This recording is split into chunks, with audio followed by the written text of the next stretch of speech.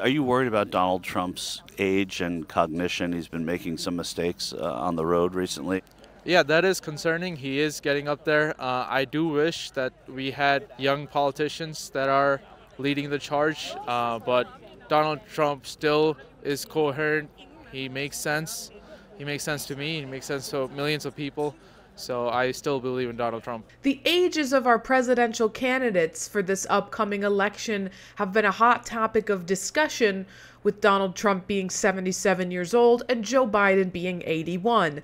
Now, that Trump supporter was at the very least willing to acknowledge that Donald Trump is getting up there in age and it poses risks for him as a candidate, but he was still willing to support Donald Trump. However, most MAGA morons are only willing to acknowledge that age is an issue when it comes to Joe Biden, but not for when it comes to Donald Trump. You worried at all about his age, his cognition? Some things he said recently, confusing Nikki Haley and Nancy Pelosi, confusing World War II, calling President Biden President Obama, things like that. No, it's really not that concerning to me. I think that with everything that he's having to deal with, it's not a regular presidential election or campaign.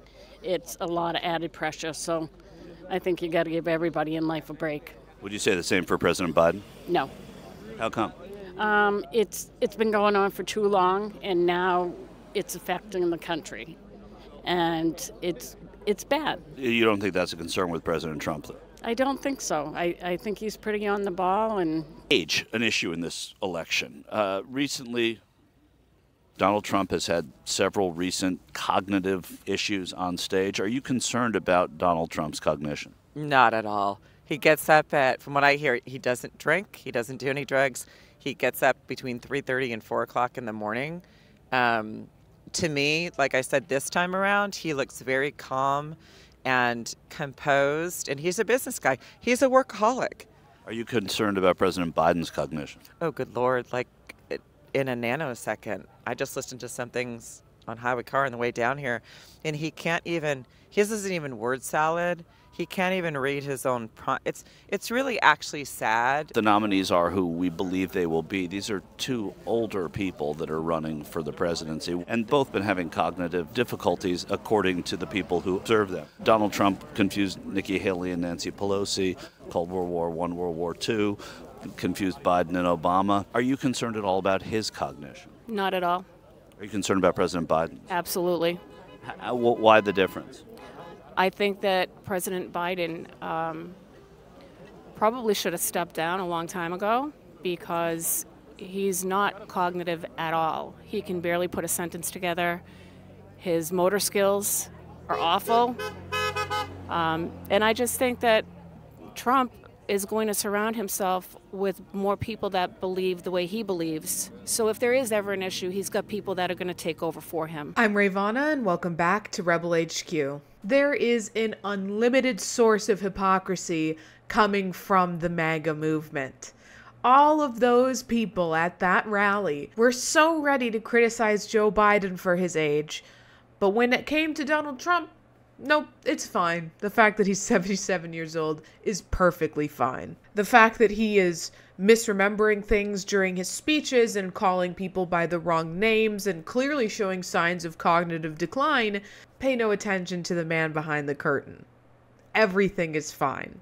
And speaking of hypocrisy, I can't think of a better, more clear example of it than this right here. It's not a regular presidential election or campaign.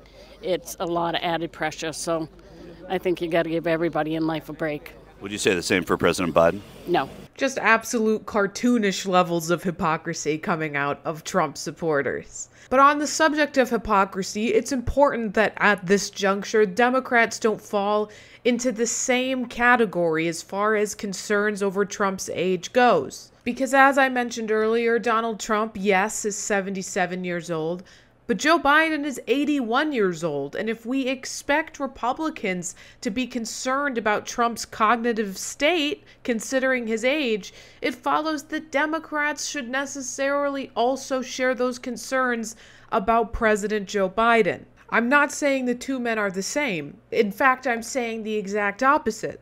Donald Trump is an existential threat to democracy. He's a fascist that wants to overthrow the rule of law in this country and essentially coronate himself dictator of the United States. But it is exactly because of the unique threat that he poses that the Democratic Party needs to do some deep introspection on who they're running against him.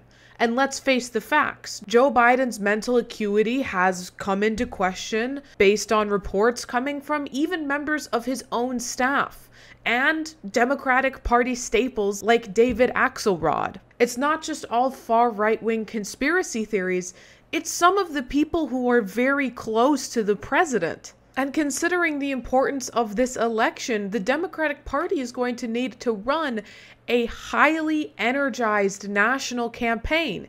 In 2020, Joe Biden was saved from having to do those big speaking engagements because of the COVID-19 pandemic. But as his White House has declared, the pandemic is over, and people are going to expect him to be campaigning around the country, and he simply is too old for the job. And when you're running against an existential threat like Donald Trump, running a candidate who 86% of Americans believe is too old to serve another term, who has a favorability rating of only 38%, might not be the best choice. And I really want to be clear here. I'm not saying don't vote for Joe Biden.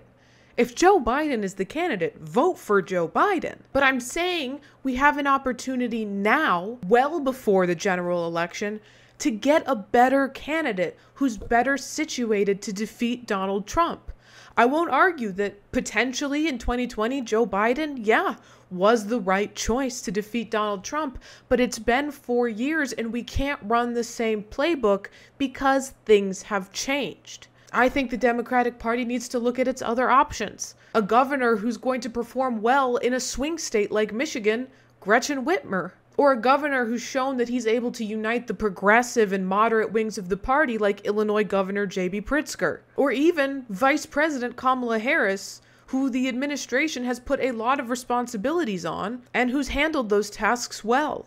But it's important that because the Democratic Party is not a cult, we're allowed to have these conversations. We're allowed to give these criticisms that would have you banned from the MAGA movement and the right-wing Republican Party. And I genuinely believe with the best candidate possible, with the best electoral strategy possible, and with an energized base, we can and will defeat Donald Trump in 2024.